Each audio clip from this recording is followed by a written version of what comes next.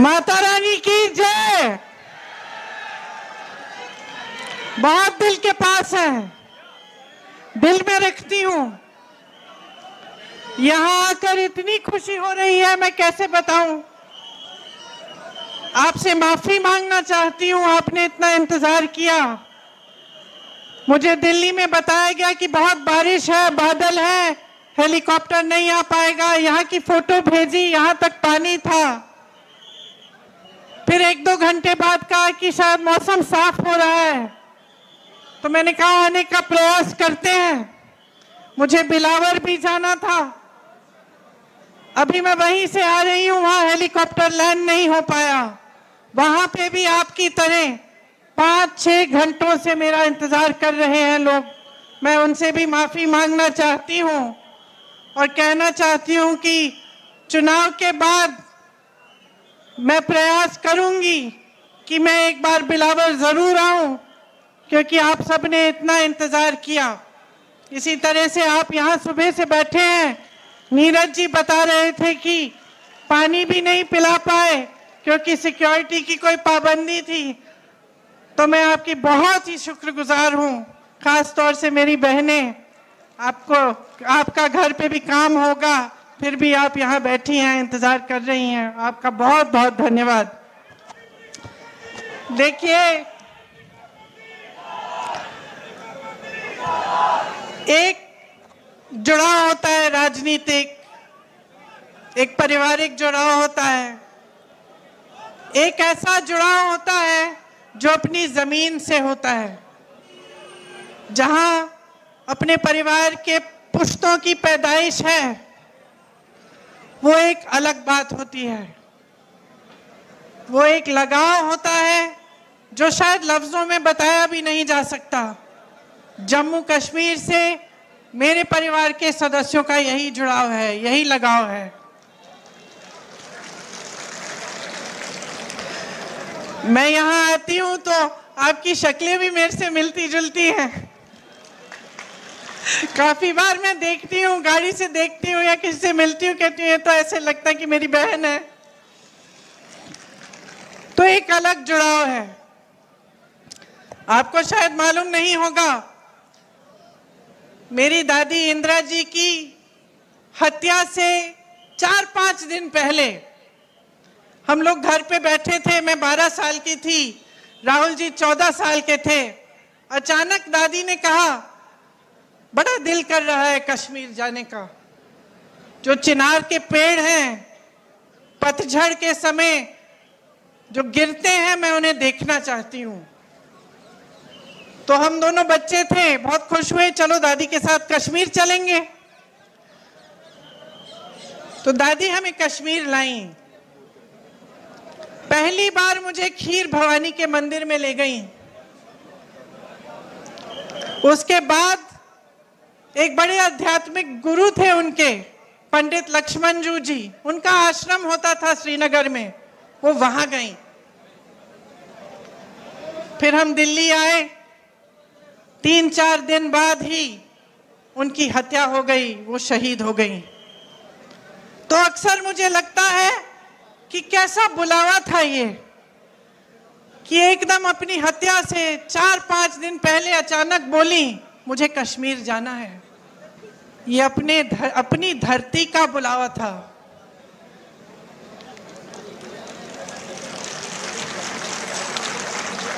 ये माता का बुलावा था कि वो खीर भवानी गई। पहली बार अपने दोनों पोती पोती को वहां ले गई। और उसके बाद से जब भी मैं श्रीनगर जाती हूँ, मैं जरूर खीर भवानी माता के यहाँ जाती हूँ और अपनी दादी को याद करती हूँ। दरअसल ये देश का शिखर है। प्रकृति ने आपको सब कुछ दिया, सुंदरता, संसाधन, बड़े बड़े आध्यात्मिक गुरु जो यहाँ से चले और सिर्फ अपने देश भर में नहीं लेकिन दूसरे देशों तक गए और धर्म की बात की, अमन चैन की बात की। आपके पास सब कुछ था, एक धार्मिक परंपरा, जैसे मैंने कहा, प्राकृतिक सुंदरता, संसाधन, और शायद ये दुनिया का तरीका है, दुनिया का स्वभाव है कि जब किसी के पास सब कुछ होता है तो जिसकी नीयत ठीक नहीं होती है वो उसे छीनने की कोशिश करता है, उसका इस्तेमाल करता है।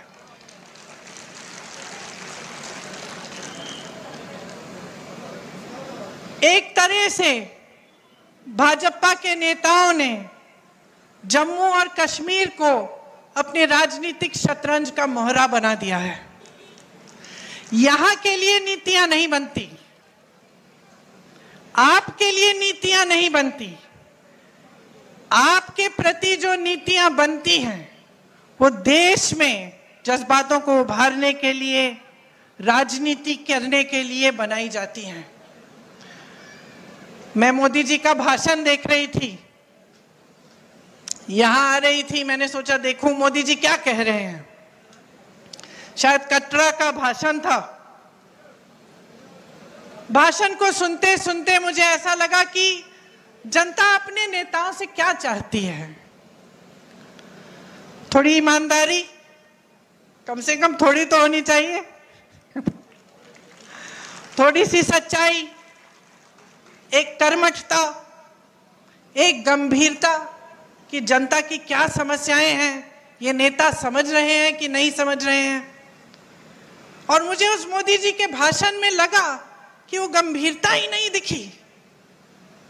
वो कहने लगे कि 10 सालों से यहाँ का जो रेलवे स्टेशन है, हमने इस रेलवे स्टेशन को में सुधार हम लाए हैं, इसमें परिवर्तन लाए हैं। मैं सोच रही थी 10 सालों से आप प्रधानमंत्री रहे हैं, आप कटरा आके कह रहे हैं कि मैंने आपके रेलवे स्टेशन में सुधार कर दिया। विकास की एक धारा होती है, जैसे जीवन की होती है। एक समय में मेरी बहनें यहाँ बुजुर्ग बैठी हैं, वो रोटरी वाले टेलीफोन होते थे, आपको याद है, यूं घुमा के फोन करना पड़ता था। जम्मू से दिल्ली फोन करना पड़ता था तो बुकिंग करनी पड़ती थी, 2-3 हफ्तों बाद ट्रंक कॉल लगता था। आज सबके पास स्मार्टफोन है। परिवर्तन होता है, विकास होता है, रेलवे स्टेशन में सुधार होते हैं। ये कोई बड़ी बात नहीं है कि प्रधानमंत्री जी आकर इन छोटी छोटी बातों पर आपको कह रहे हैं कि देखो मैंने आपके लिए क्या किया। ठोस बात क्यों नहीं कर रहे हैं? मेरे मन में ये बात आई कि जो ठोस बात है, जो जम्मू और कश्मीर की जनता के हृदय की बात है, जो उनकी समस्याएं हैं, उनकी बात क्यों नहीं हो रही है? सच्चाई पर क्यों नहीं उतर रहे हैं हमारे प्रधानमंत्री कि जब उन्होंने आपसे राज्य का दर्जा छीना तो क्या क्या छिन गया आपसे?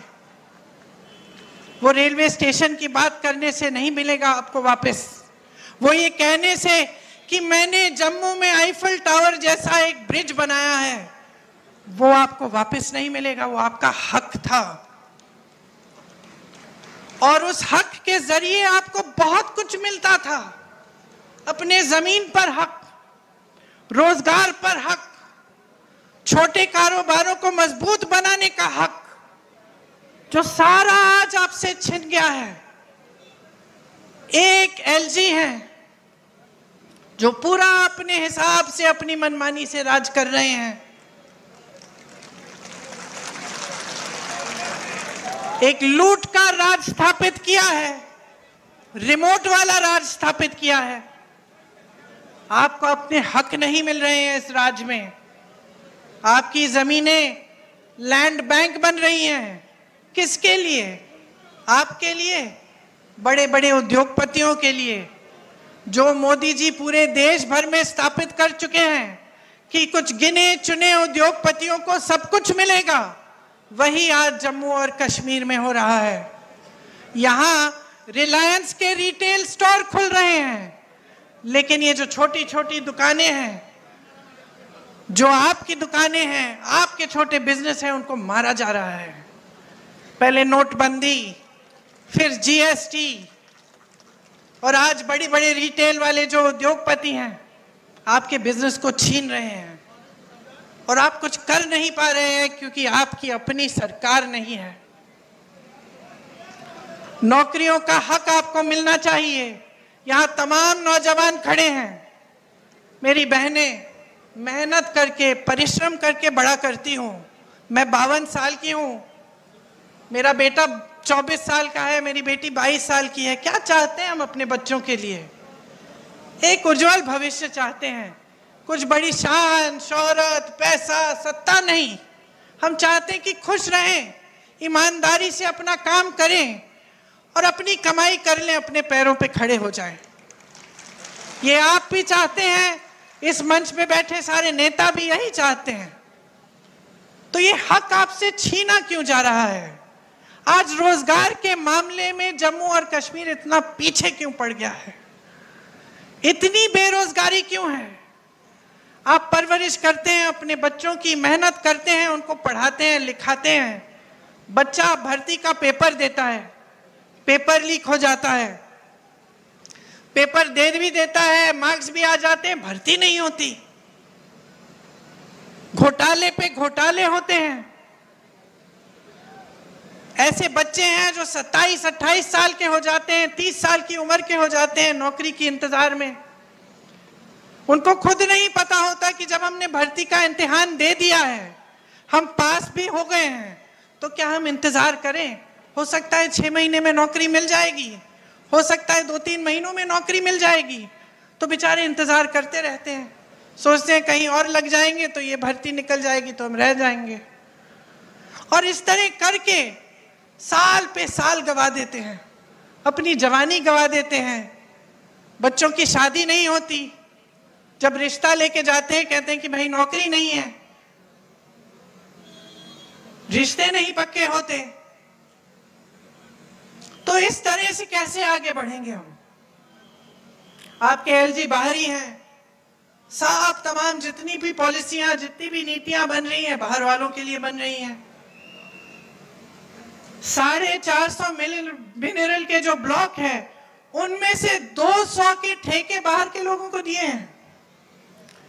आपको रेत, आपकी रेत है, आपकी बजरी है, बाहर भेजी जा रही है, आपको खरीदनी पड़ती है अपने घर बनाने के लिए, तो उसका दाम महंगा होता है कि नहीं? आपको घर में छोटी सी छोटी मरम्मत करनी पड़ती है, आप घबराते हो कि कैसे करेंगे। कोई बीमार पड़ता है, घबराते हो, इलाज कैसे करवाएंगे। और यहाँ बाहर की सारी कंपनियां आकर सब कुछ लूट रही हैं। 10 मिनरल के ब्लॉक्स हैं, 26 रेत के खनन, सारे ठेके बाहर के इनके मित्रों को दिए गए हैं। बाहर की कंपनियों को ला कर आपके जितने भी छोटे कारोबार हैं उनको खत्म किया जा रहा है। ये तो मैं मंच पे खड़े होकर कह रही हूँ, एहसास तो आपको है। अब त्योहार का महीना आने वाला है, एक तरफ घबराहट कि त्योहार के लिए हमें अपने घर को सजाना है, मेहमान आएंगे, खाना खिलाना है, सब कुछ करना है, कैसे करेंगे, महंगाई इतनी है। और दूसरी तरफ ऐसा एहसास होता है कि पता नहीं इस साल बिक्री होगी कि नहीं, धनतेरस आएगा, दिवाली आएगी, लोग खरीदेंगे कि नहीं, क्या हमारे कारोबार चल पाएंगे कि नहीं। ये आपकी असली समस्याएं हैं। इन समस्याओं से जूझ रहे हो आप। वहां केंद्र में मोदी जी, अडानी जी और अंबानी जी को बढ़ा रहे हैं, यहां आपके एलजी अपने मित्रों को आगे बढ़ा रहे हैं। माता वैष्णो जनरल स्टोर या रघुनाथ मार्केट के जो कारोबार हैं उनको बढ़ावा कौन दे रहा है? ये रिलायंस रिटेल हर जगह जो खुल रही है वो तो खूब तेजी से बढ़ रही है। आपके लिए ठोस काम क्या हो रहा है? जल जीवन मिशन का स्कैम होता है, एक दलित अधिकारी उस स्कैम को उभारता है। क्या होता है? उसको प्रताड़ित किया जाता है।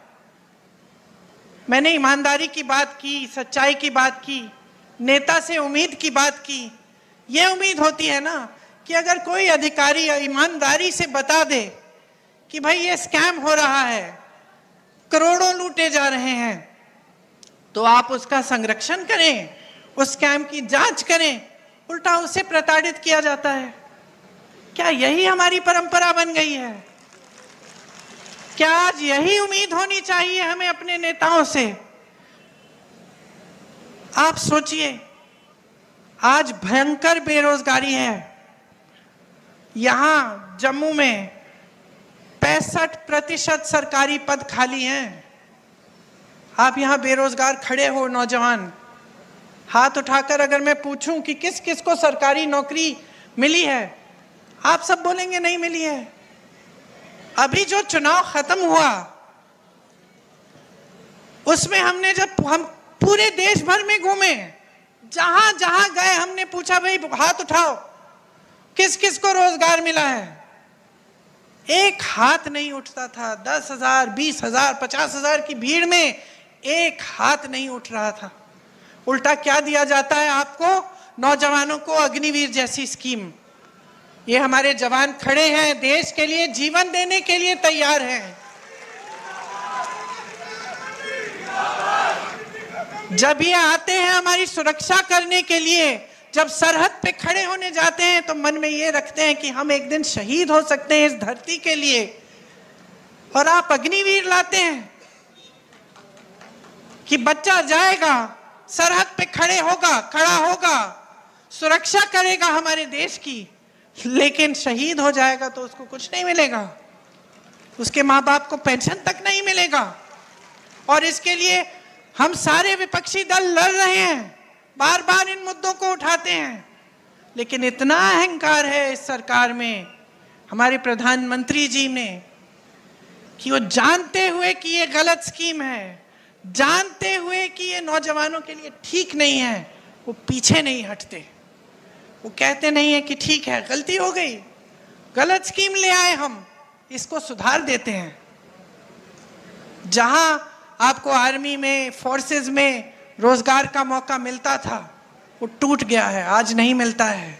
खेती में रोजगार बनते थे, आज नहीं बनते हैं। सबसे ज्यादा रोजगार हमारे देश में, हमारी देश की जो रीढ़ की हड्डी है, वो छोटे कारोबार हैं। ये सारी दुकानें जो मुझे यहां से दिख रही हैं, आप रोजगार दिलवाते थे। ये छोटे छोटे बिजनेस जो अपना कुछ बना दिया, कानपुर में लेदर का बिजनेस था, आगरा में कोई और बिजनेस, मुरादाबाद में पीतल का बिजनेस, यहाँ जम्मू में और बिजनेस, सारे तमाम ऐसे बिजनेस बंद हो रहे हैं, तो रोजगार वहां से भी नहीं मिलेगा। तो कौन सी स्कीम है इनके पास रोजगार दिलवाने की?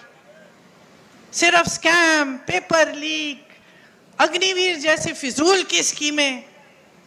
और ऊपर से क्या होता है, आप माताएं हैं, नौजवान बच्चे हैं, मैंने कहा मेरे भी नौजवान बच्चे हैं।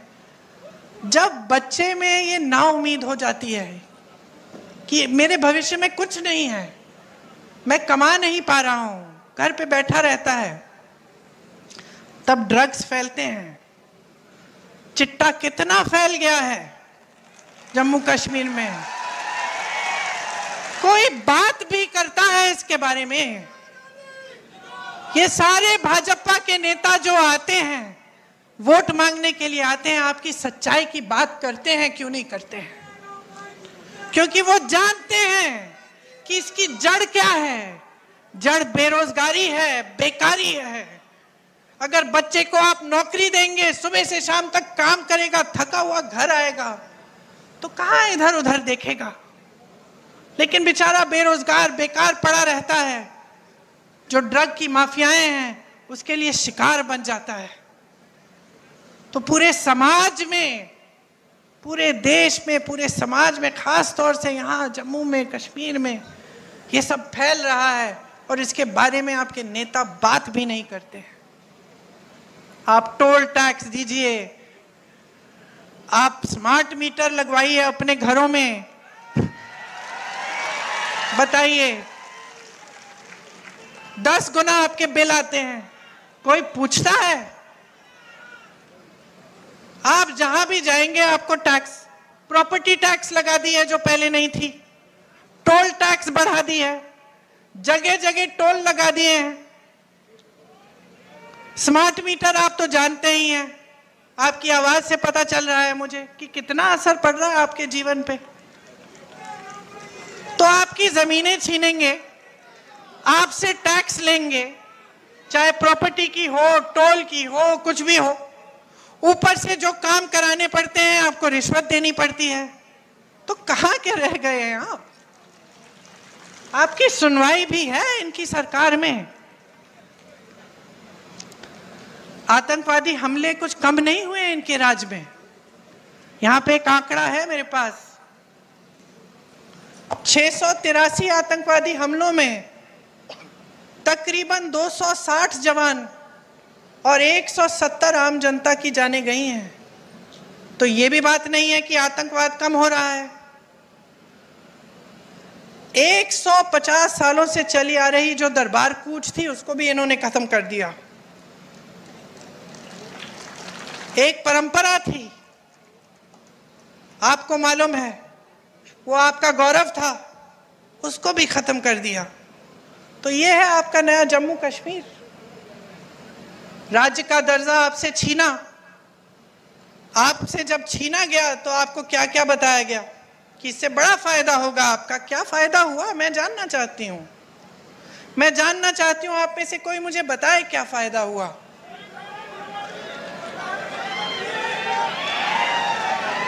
आपसे जो संविधान ने आपको जो सबसे बड़ा अधिकार दिया था, वोट का अधिकार, समानता का अधिकार, जो कबीर जी जैसे संतों ने, रविदास जी जैसे संतों ने जिसकी बात की थी, वो अधिकार, समानता का अधिकार कि भाई तुम में और तुम में कोई फर्क नहीं है, सब समान हो, ये अधिकार हमारे संविधान में गड़ा हुआ है। ये अधिकार छीना आपसे कि इतने सालों के लिए आप वोट तक नहीं दे पाए। तो क्या उम्मीद रख सकते हैं आप इन लोगों से? सब छीना है, सब लूटा है। मंच पर आते हैं, मैं प्रधानमंत्री के भाषण की बात कर रही थी, 45 मिनट में से 20 मिनट तो मेरे परिवार पे उन्होंने व्यर्थ किए। अब आप मुझे बताओ, अगर मैं यहां आकर 20 मिनट के लिए सिर्फ आपको यह सुनाऊं कि मोदी जी का परिवार ऐसा है वैसा है, आपको क्या लगेगा? क्या लगेगा बहन, क्या लगेगा? यही लगेगा ना कि इस नेता को समझ में नहीं आ रहा है कि मेरी समस्या क्या है, मैं तो अपनी समस्या की बात सुनना चाहती हूं। यही लगेगा ना। और वो वही पुरानी रट लगाए हुए हैं, 10 सालों से हम सुन रहे हैं और 10 सालों से परिवर्तन नहीं आ रहा है, 10 सालों से प्रगति नहीं आ रही है, घुटन हो रही है।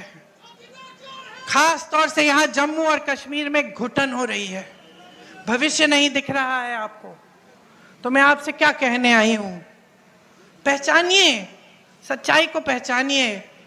इंदिरा जी की बात की, उनकी लगाव की बात की, एक सच्चाई थी उसमें, एक गहराई थी, वो हम आज तक अपने दिल में रखते हैं। ये हमारी धरती है और आपकी धरती है। आप वहां बैठे हो, नेता मंच पे बैठे हैं, आप अलग नहीं हो नेताओं से। ये अलगपन दूर करना पड़ेगा हमें। आपको समझना पड़ेगा कि ये नेता आपने बनाए हैं। आपको समझना पड़ेगा कि नेता आए आपके सामने, आपकी समस्याओं के बारे में बात करे, तब तक आप वोट मत दो उसे, चाहे कोई भी हो। ये लड़का नीरज, मैं इसे अच्छी तरह जानती हूं, संघर्षशील है, ईमानदार है, और सबसे बड़ी बात पता है क्या है? हिम्मत है इसमें, लड़ने की हिम्मत है। जब जब मैंने दिल्ली बुलाया कि आ जाओ धरना प्रदर्शन है, एकदम आया। और पीछे नहीं हटा। पुलिस ने लाठी मारी, तंग किया, ढकेला, मारा, पीटा, फिर भी पीछे नहीं हटा। तो मैं अपने अनुभव से जानती हूं कि नीरज में हिम्मत है, लड़ने की शक्ति है और आपके लिए लड़ेगा।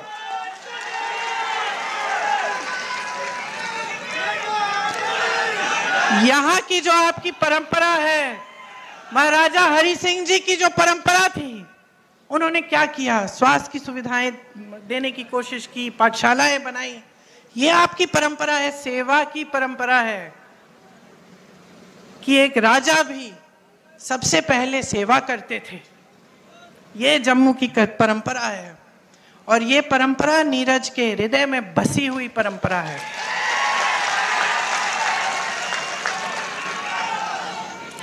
मैं आपसे कहने आई हूं कि नीरज को आगे बढ़ाओगे तो आप अपने भविष्य को मजबूत बनाओगे। नौजवान है मगर समझदार है।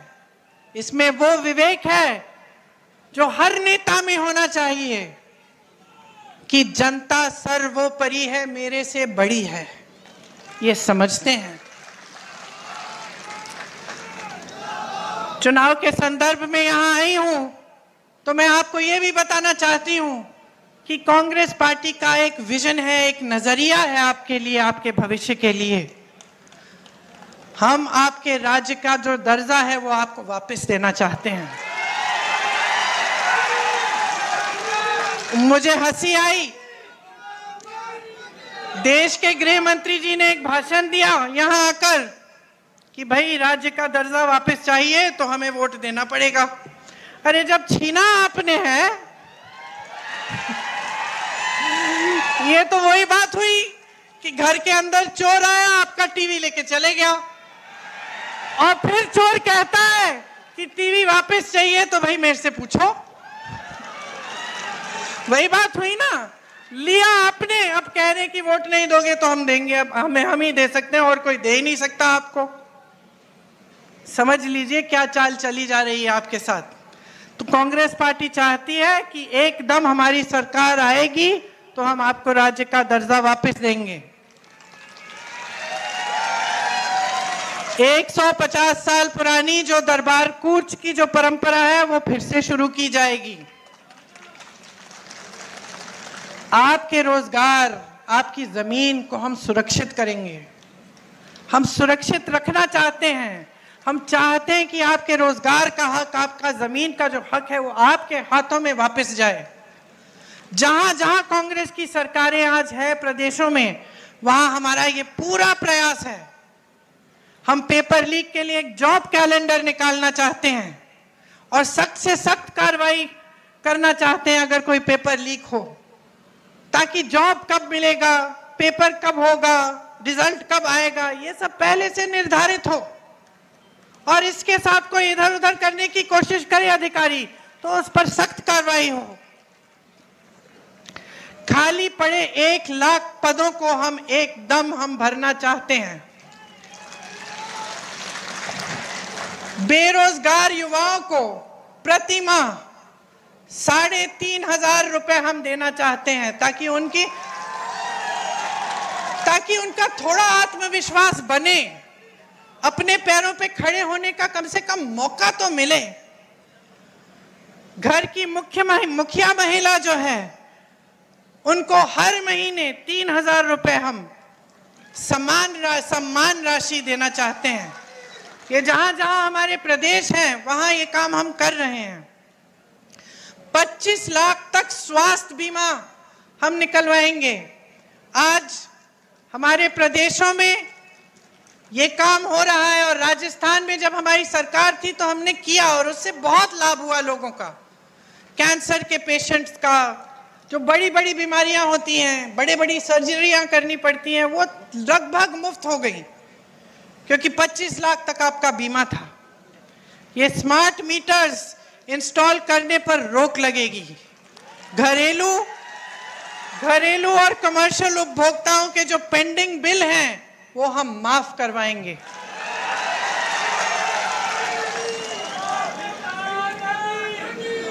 गरीब और किसानों की जो जमीन है उससे बेदखल नहीं किया जाएगा। आपको जो स्वयं सेवा समूह है उनको 5 लाख तक का ब्याज मुफ्त कर्ज पे मिलेगा।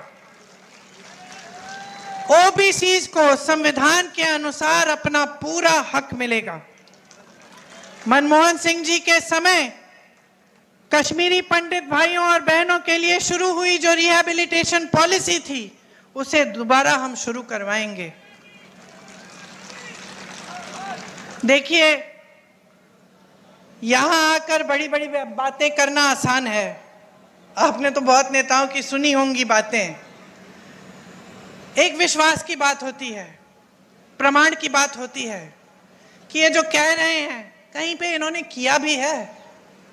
तो मैं चाहती हूं कि मेरी बातों पे ना जाएं आप खुद जांच कीजिए। कर्नाटका में क्या हो रहा है, तेलंगाना में कांग्रेस की सरकार है, वहां क्या हो रहा है, हिमाचल में सरकार है, वहां भी पूरा प्रयास रहता है। केंद्र ने राशि बंद की हुई है।